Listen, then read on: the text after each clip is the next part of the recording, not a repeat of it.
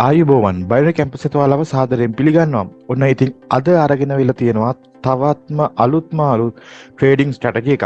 ඉතින් මේ ස්ට්‍රැටජි එක අපි කරන්නේ මෙන්න මේ වගේ ඩිජිට් ඇනලයිස් එකක් පාවිච්චි කරලා.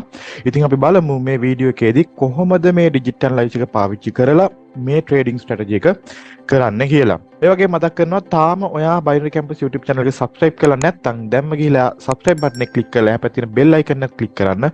අලුත් වීඩියෝ එකක් දාපු ගමන් ඔයාලට notification එකකින් ගෙන්න ගන්න හැකියාව තියෙනවා.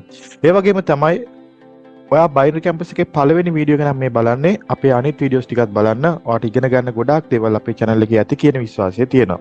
ඒ වගේම ඔයා අපේ channel එකෙන් දෙයක් ඉගෙන ගන්නවා නම් වගේ යාළුවන්ටත් අපේ වීඩියෝ share කරන්න.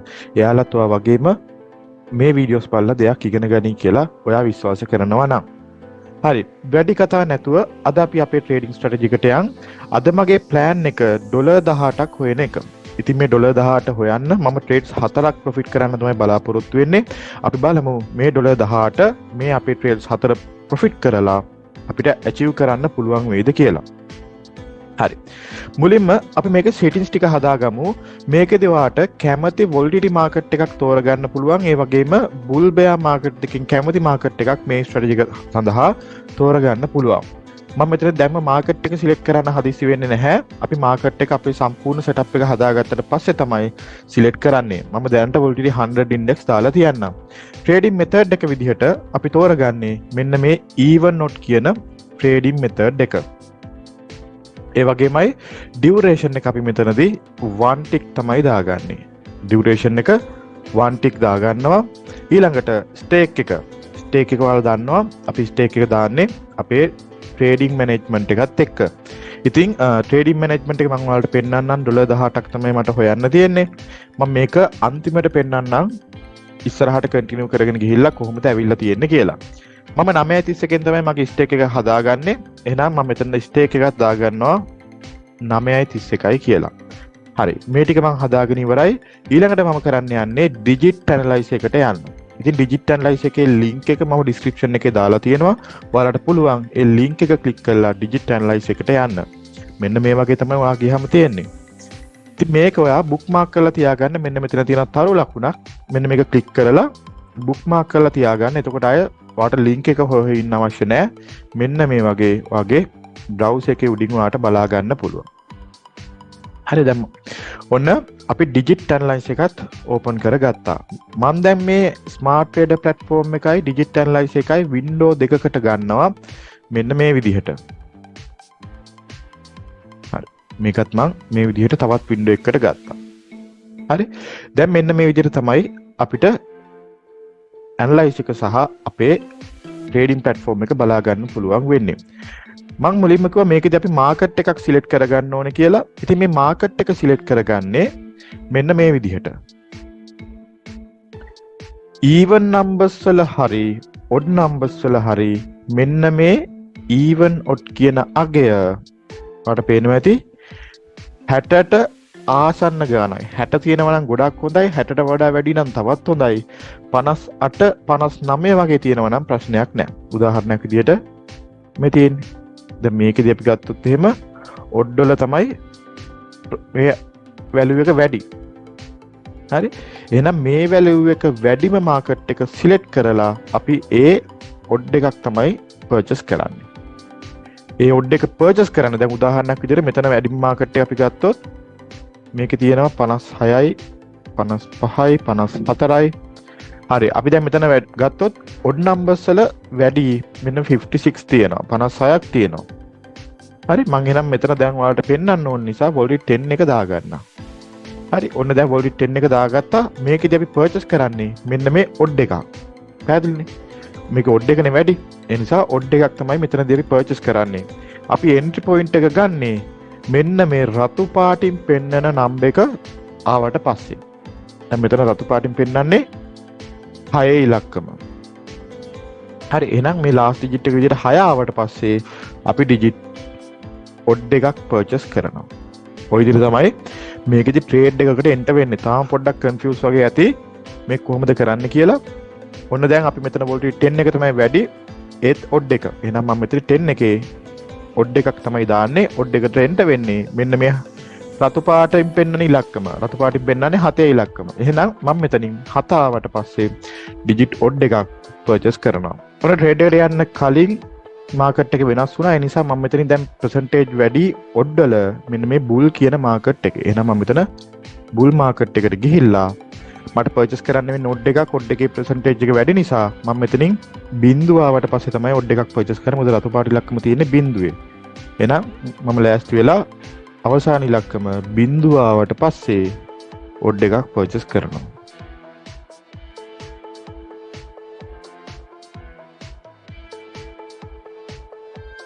එක හරි.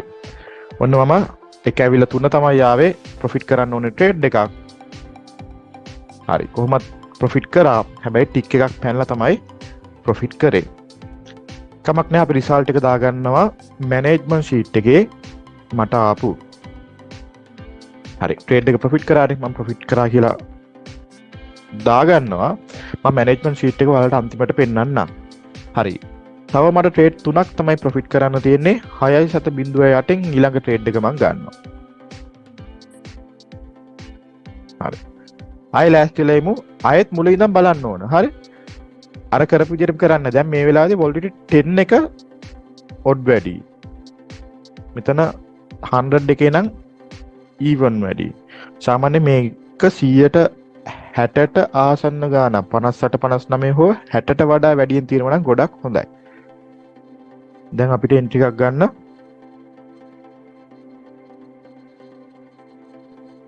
හරි. 10 එකේ අපිට පේනවා ඔඩ් වැඩි වෙලා තියෙනවා. ඒ නිසා මම මෙතනදී ආපහු volatility 10 index එක සිලෙක්ට් කර ගන්නවා. මම ට්‍රේඩ් එකට එන්ටර් වෙන්නේ ඔඩ් එකක් එන්ටර් වෙන නම්බර් එක තමයි නම්බර් 2. මෙතන රතු පාටින් පෙන්වන්නේ අංක 2.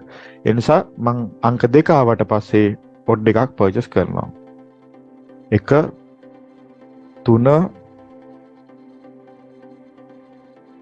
ඔයාලට පේනවා ඇති platform එකේ numbers stuck වෙවි තමයි යන්නේ. මේ වගේ වෙලාවලදී කරන්න මෙපා. දැන් මම මේ වීඩියෝ එක නිසා කරනවා. නැත්නම් මම මෙතනදී කරන්නේ නැහැ. මේ numbers stuck වෙවි යන වෙලාවලදී trades කරන්න එපා. හරි. ඔන්න 2 ආවා. මම trade එකට එන්ටර් වුණා. දැන් ඔයාලට පේනවා මේක stuck වෙලා තියෙන්නේ. හරි. එතකොට ටික් එක වැටෙද්දි ගොඩක් වෙලාවට පරක් වෙලා තමයි වැටෙන්නේ. ඒ නිසා මේ වගේ වෙලාවලදී කරන්න එපා. ඔන්න දැන් අපේ දෙවෙනි ට්‍රේඩ් එකත් අපි දැම්මා. ඒක ප්‍රොෆිට් කරා. ඊළඟට 2.98න් තමයි මට ගන්න තියෙන්නේ. මම 2.98න් ගන්නවා අපේ තුන්වෙනි ට්‍රේඩ් එක. ආයෙ බලමු අපිට 10 එකේම කරන්න පුළුවන් ඔඩ් එකක්. දැන් අංකේ 2 හරි බිඳුව හරි ආවොත් ඔයාලට ට්‍රේඩ් එකට එන්ටර් වෙන්න පුළුවන්. ඔන්න දැන් බිඳුව ආවොත් තමයි ට්‍රේඩ් එකට එන්ටර් වෙන්නේ ඔඩ් එකක්. බලන්ගිමු 1 8 දැන් 2 ආවත් පුළුවන්. රතු පාටෙන් 2ක් පෙන්නනවා. හරි. ඔන්න මං ට්‍රේඩ් එකට එන්ටර් වුණා. ඒ ට්‍රේඩ් එක ලොස් වුණා. ඔයාලට පේනවා ඇති ට්‍රේඩ් එක දාපු ගමන් සම්පූර්ණයෙන් ස්ටක් වෙනවා. හරි මේක ඔයාලට හොඳ ලෙසන් එකක් වෙයි. මොකද මේ වගේ වෙලාවට කොයිම වෙලාවකවත් ට්‍රේඩ් කරන්න එපා. මේ වීඩියෝ එක බලද්දී ඔයාලට මේ මාකට් එක තේරෙයි. අර කිසිම ස්මූත් ගතියක් නැහැ. ඔහේ යනවා සහ නම්බර්ස් ආවට පස්සේ ස්ටක් වෙනවා. ඒ වගේ වෙලාවලදී ට්‍රේඩ් කරන්නම එපා. අපි බලමු 5.21න් තමයි ට්‍රේඩ් එක ගන්න තියෙන්නේ. හොඳ මාකට් එකක් බලමු. දැන් මේ වෙලාවේදී නම් අපිට මාකට් එකක් බලා ගන්න හම්බ වෙන්නේ නැහැ. හොඳ එකක්. හරි. හරි. මෙතනින් අපිට බෙයා මාකට් එකේදී පෙන්නනවා සාමාන්‍යයෙන් 52ක් ඔඩ් එකක්. බුල් මාකට් එකේදී 52ක් පෙන්නනවා. volatility 50 එකේදී 54යි. අපි දැන් 5.21න් තමයි ට්‍රේඩ් එක ගන්න තියෙන්නේ. අපි බලමු 5.21න් අපේ ට්‍රේඩ් එක අරගෙන මේක තමයි අපේ 4 වෙනි ට්‍රේඩ් එක. බලමු අපිට මාකට් එකක් 53යි 55යි 55යි 46යි 55යි 46යි ඔඩ් නම්බර්ස් වල වැඩි හැම එකෙම වැලියු එක. හරි වාට පේනවා volatility 25 එක 57ක් වුණා. ඒ නිසා මම already 25 එක සිලෙක්ට් කරගන්නවා ට්‍රේඩ් එකට එන්ටර් වෙන්න. already 25 ඉන්ඩෙක්ස් එකේ මම එන්ටර් වෙන්නේ මෙන්න මේ රතු පාටින් පෙන්වන ඉලක්කම. එහෙනම් නැත්තම් මෙන්න මේ 7 ඉලක්කම ආවට පස්සේ ඔඩ් එකක් තමයි පර්චේස් කරන්න තියෙන්නේ. 4 8 3 3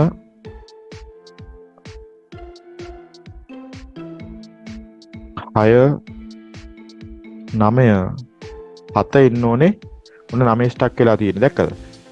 ඒ ස්ටක් වෙන වෙලාවට වෙන්නේ ඒ වැටෙන නම්බර් එක ස්ටක් වෙලා තිබිලා ට්‍රේඩ් එක දැම්මට පස්සේ එක දිගට ටික් එක පැනලා තමයි යන්නේ. මම ආපහු මතක් කරනවා මේ වගේ අර ස්මූත්ලි ටික් යන්නේ නැත්තම් ඒ වෙලාවේ ට්‍රේඩ් කරන්න එපා. හරි. ඔන්න 7 ඉලක්කම ආවා. මම ට්‍රේඩ් එකට එන්ටර් වුණා. ආයෙත් 7 තමයි ආවේ. ඔන්න ඒ ට්‍රේඩ් එක අපි වින් කරා. හරි. ඔන්න දැන් අපි ට්‍රේඩ්ස් 4ක් දාලා තියෙනවා. ඒ 4න් ට්‍රේඩ්ස් 3ක් වින් කරලා තියෙනවා. තව අපිට එක ට්‍රේඩ් එකයි ප්‍රොෆිට් කරන්න තියෙන්නේ. එහෙම වුණොත් මගේ ටාගට් එක ඇචීව් වෙනවා. හරි. අපි බලමු 1.70 තමයි මට ඊළඟ ට්‍රේඩ් එක දාන්න තියෙන්නේ. දැන් ආයෙත් අපි මාකට් එක සිලෙක්ට් කරගන්න ඕනේ. already 25 එක තාම අපිට කරන්න පුළුවන් ඔඩ් එකක් 7 ඉලක්කම ආවට පස්සේ එහෙම නැත්නම් බිංදුව ආවට පස්සේ අපිට පුළුවන් ඔඩ් එකක් පර්චේස් කරන්න. අපි බලාගෙන ඉමු බිංදුව හරි 7 හරි ආවොත් අපිට ගන්න පුළුවන්. හරි. ඔන්න බිංදුව ආවා. මම මෙතනදී ට්‍රේඩ් එකට එන්ටර් වුණා. ඔන්න ඒ ට්‍රේඩ් එක අපි ලොස් වුණා. හරි.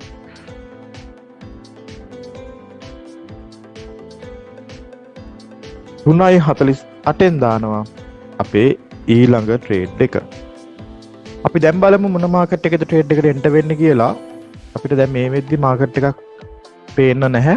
අපිට ට්‍රේඩ් එකට එන්ටර් වෙන්න පුළුවන්. හරි. ඔන්න දැන් 10 එක අපිට පේනවා. ඔඩ් එක 57ක් ඇවිල්ලා තියෙනවා. එහෙනම් මම මෙතනදී already 10 ඉන්ඩෙක්ස් එක සිලෙක්ට් කරගෙන ඔඩ් එකක් පර්චේස් කරනවා. මොන නම්බර් එක ආපුවාමද පර්චේස් එක ගන්නෙ? මෙන්න මේ රතු පාට නම්බර් එක ආපුවාම රතු පාටේ තියෙන 2. එහෙනම් 2 ආවට පස්සේ මම මෙතනින් ඔඩ් එකක් පර්චේස් කරනවා. අපි බලාගෙන ඉමු. ලාස්ට් ඩිජිට් එක 2 ආවට පස්සේ එන්ටර් වෙන්න. ඔන්න 6 1 8 3 1 6